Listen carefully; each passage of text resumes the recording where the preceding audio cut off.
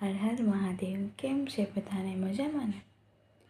મિત્રો, ગુજરાત સમાચારની મોટી 3 દિવસથી આવતી હેડલાઇન પણ ખોટી પડી. હા મિત્રો, બિલકુલ સાચું સાંભળ્યું તમે. શેર બજાર તો તમારામાંથી ઘણા યુઝ કરતા હશો ને. હમણાં થોડાક ટાઈમ પહેલાં એક ઇસ્યુ આવ્યો હતો. હવે એમાં થયું એવું, બહુ સાચી ઘટના છે, સાંભળજો. મારા ખુદની અનુભવેલી છે, મારા ઘરમાં બનેલું છે. હવે મારા પપ્પા છે ને, એને બહુ આમાં રસ આઈપીઓ ભરવામાં, બરાબર. એટલે ઘણા લોકોને શીખવે પણ છે. તો એમણે આઈપીઓ ભરી દીધો. અમારા ઘરમાં જેટલા સભ્યો છે એ બધાને ભરી દીધો. થયું એવું કે જેવો ભરાઈ ગયો ને એવો તરત જ બીજે દિવસથી 3 દિવસ સુધી ગુજરાત સમાચારના છાપામાં રોજ ફ્રન્ટ પેજ ઉપર મોટી હેડલાઇન કે આ ફ્રોડ કંપની છે, આ ઇસ્યુ ભરતા નહીં, આ ખોટમાં જશે, આ ફ્રોડ જ કંપની છે, આના ઉપર વિશ્વાસ કરવો નહીં.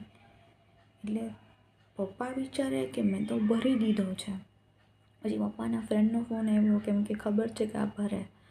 તો કે શું કરવું, એ કે ભરવું કે ન ભરવું. એટલે પપ્પા કહે, જો મારા અંતર મને કીધું છે કે તું ભરી દે, અને મેં તો ભરી દીધા. પછી આ હેડલાઇન બહાર આવી છે.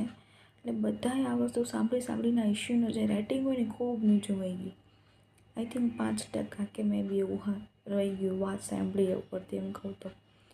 અને બધાને એમ જ હતું કે આ કંપનીમાં જેને પણ મળેલા છે એ ડૂબશે જ. તે થયું એવું કે લિસ્ટિંગ સમયે પપ્પાને એમ જ હતું કે જો બધાએ એટલી હેડલાઇન ઓલી કરી તો હવે કોઈ ભરશે તો નહીં. મારા મને કીધું તું, મેં મારા મનને સાંભળીને ભર્યું છે.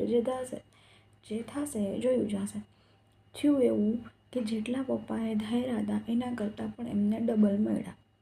હા મિત્રો, આખી દુનિયા જ્યારે કંઈ પણ વસ્તુ બોલે છે નેગેટિવ કે આ નહીં જ થાય, આ નહીં જ થાય, નહીં જ થાય, પણ તમારે આ વસ્તુ પરથી એક જ વસ્તુ શીખવાની છે કે દુનિયા ગમે તે બોલે, તમારે હંમેશા તમારા અંતર્મનની, તમારી આત્માની, તમારી અંતસ્ફૂર્ણાની સાંભળવાની છે.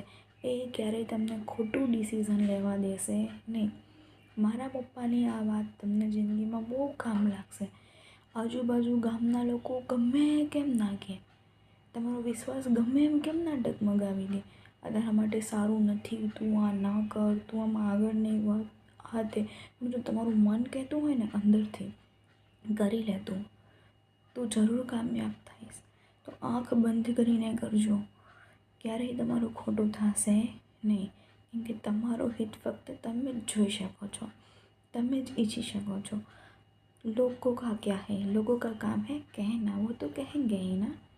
સમજવા જેવી વાત છે મિત્રો.